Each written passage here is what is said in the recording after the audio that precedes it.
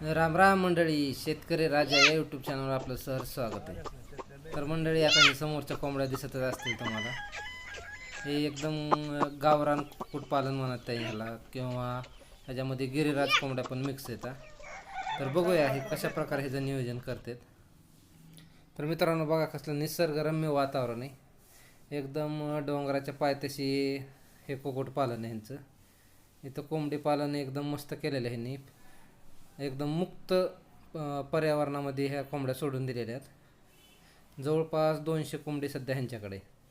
ह्या कोंबड्याने बसण्यासाठी असं केलेलं आहे, सीताफळीच्या बुडाला वगैरे. म्हणजे ह्या झाडं वगैरे जिथं मुक्त कुक्कुटपालन असतं तिथं गरजेचेच असतात.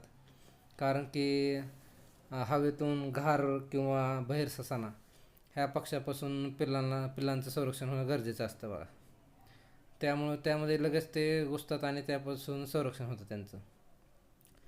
आणि हे अशा प्रकारे ह्यांनी आता शेड म्हणता येणार नाही, पण गावाकडं ह्याला कोटा म्हणतात किंवा झोपडी म्हणतात. तर असे 2 केलेले आहेत बघा. एक पिल्लांसाठी केलेलं आहे आणि एक कोंबड्यासाठी.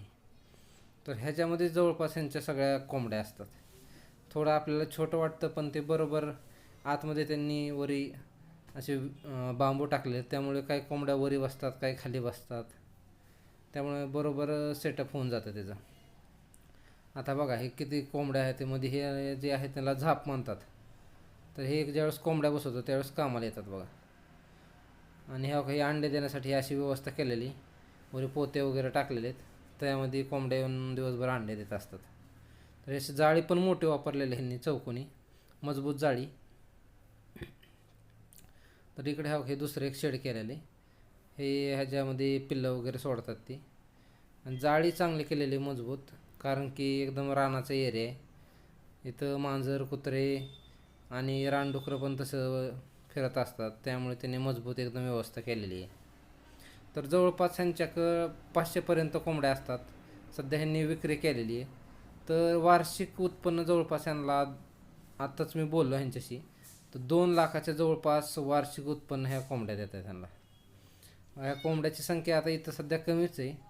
ह्या कोंबड्या पसरलेल्या आहेत आजूबाजूला, कारण की सध्या आता हा व्हिडिओ बनवतो आहे त्यावेळेस दुपारचे 3-4 वाजलेले आहेत जवळपास. त्यामुळं कोंबड्या पसरलेल्या जिकडं तिकडं.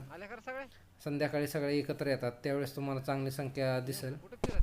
तर मित्रांनो, मी ह्यांच्याशी बोललो तर ह्यांना खर्च पण काय चालेल नाही. आता तुम्ही बघितलं असेल ते जे 2 हे शेड केलेले आहेत त्यांचे, तर हे त्यांनी आजूबाजूचं सामान जे शेतात असतं ते गोळा करूनच केलेलं आहे.